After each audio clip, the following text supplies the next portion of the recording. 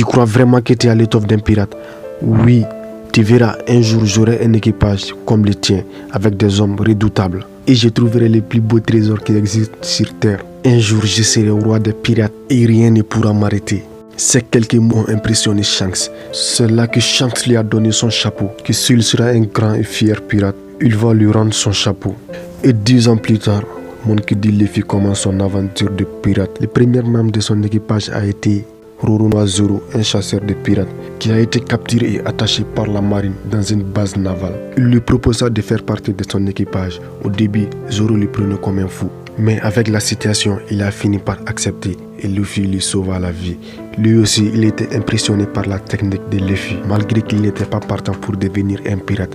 Mais il a dit qu'il préfère devenir un plutôt que de laisser sa peau dans cette base navale. Mais Zoro aussi avait un rêve, c'est de devenir le plus grand sabreur du monde. Et quand il a dit ça à Luffy, Luffy a dit que c'est classe comme ambition. Et au bout du compte, on peut dire que ça arrangeait tout le monde, car dans cette aventure, Zoro pourra se mesurer à des adversaires de taille et apprendre encore plein de choses. Et c'est ce qui va se passer, car au fur et à mesure, Zoro devenait de plus en plus fort, jusqu'à ce qu'il a promis qu'il ne va plus jamais perdre un combat. Il est le premier écrit, le second de Luffy, et aussi le plus loyal envers son capitaine Monkey D. Luffy. Et à deux, ils commencent leur aventure avec un petit pirogue qu'on ne peut pas appeler bateau de pirates. Et sur leur chemin, il fait la rencontre d'un ami, une voleuse, une pirate du clan Arlong, et aussi une imposteuse quand il le faut, et une très grande navigatrice. Cette fille a beaucoup de talent, son rêve c'est de cartographier le monde. Mais elle était déjà dans les services d'Arlong. Elle a trompé Luffy et Zoro. Mais elle avait sa raison, elle voulait racheter son village et être libre et indépendante pour continuer son rêve. Mais Luffy a vite compris l'enjeu. Il décida de l'aider à sauver son village. Et quand tout s'est terminé, Luffy lui dit encore qu'elle va rejoindre son équipage et qu'elle soit sa navigatrice. Et Nami accepta, elle devient la deuxième personne à rejoindre l'équipage des chapeaux de paille. Et maintenant, ils sont 3 personnes. Ils continuent leur route. Et ils croisent les chemins de Usopp, alias Sniper King, ou plutôt Usopp le menteur. Son père aussi fait partie de l'équipage de Shanks le héros. Au début, Usopp essayait de leur faire peur de lui, ce qui n'a pas marché. Mais Usopp avait une amie très riche dans le village. Et cette fille était en danger. Pour faire courte, Luffy et son équipage aident Usopp à régler ce problème et aider Kaya, l'ami de Usopp, à sortir de ce danger. Quand tout cela est fini, pour leur récompense, Kaya et Miri ont donné leur premier vrai bateau, le Vogue Miri, qui a été le premier bateau de l'équipage Chapeau de Paille. Et Luffy et Zoro demandent à Usopp de les rejoindre. Quelque chose qui lui a surpris, mais son rêve est de devenir un grand et valeureux pirate. Il réalisera peut-être son rêve, car c'est aussi un très bon tireur, d'où son surnom vient Sniper King. Ils continuent leur route et dans un restaurant flottant nommé le Baratier, ils rencontrent Sanji, un très bon cuistot qui sait vraiment cuisiner, qui connaît aussi l'art du combat. Il lui proposa de le rejoindre. Sanji avait refusé car il avait une dette envers une personne qui lui avait sauvé la vie, et cette personne s'appelait Zeff et il est le propriétaire des restaurants Baratier. Et Sanji était prêt à se sacrifier pour cet homme. Et Luffy lui dit que c'est pas en se sacrifiant qu'il réglera quoi que ce soit. Et Sanji aussi avait un rêve, celui de trouver All Blue. Et il dit à Luffy que leurs routes vont dans la même direction. Et le rêve de Luffy est de devenir le roi des pirates. Et il a accepté de rejoindre son équipage. C'est sûr et certain qu'il va réaliser son rêve. L'aventure continue toujours et quand Nami est tombé malade, il décida de rejoindre l'île la plus proche à la recherche d'un médecin. C'est là qu'il fait la rencontre de Tony Chopper, un médecin et aussi un renne qui a mangé le fruit de l'hymen. Donc il sait parler et s'est transformé aussi. À cause de son apparence, il était un peu distant avec les êtres humains, à part quelques personnes bien sûr. Mais c'était un excellent médecin, il a été bien formé. C'est un renne aimant et doué. Luffy lui a proposé de rejoindre son équipage.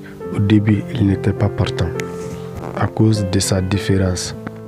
Il a mentionné qu'un créature comme lui ne peut pas faire partie de l'équipage des chapeaux de paille. Et là, Luffy lui dit de la fermer et de les rejoindre. Il faut dire que c'était vraiment émouvant cette partie. Et c'est là que Chopper rejoint la partie et devient les médecins de bord de l'équipage des chapeaux de paille. Et on peut dire que son rêve est de pouvoir un jour soigner toutes les maladies qui existent dans le monde.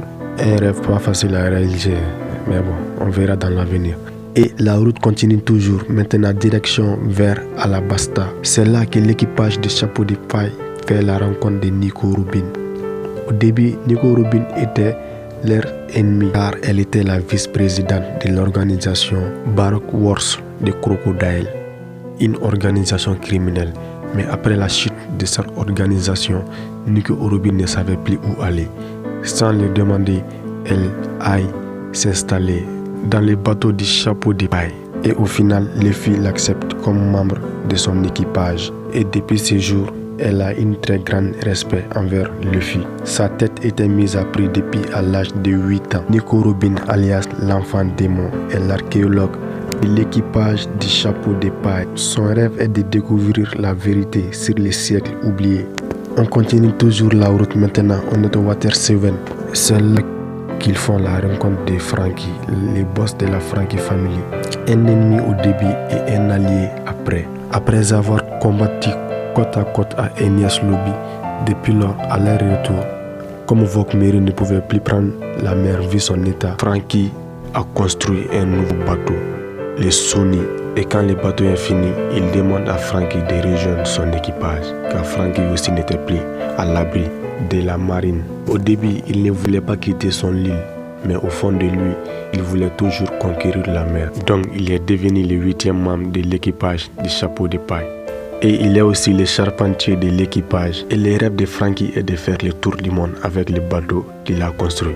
On peut dire qu'il réalise déjà son rêve. Toujours la route continue.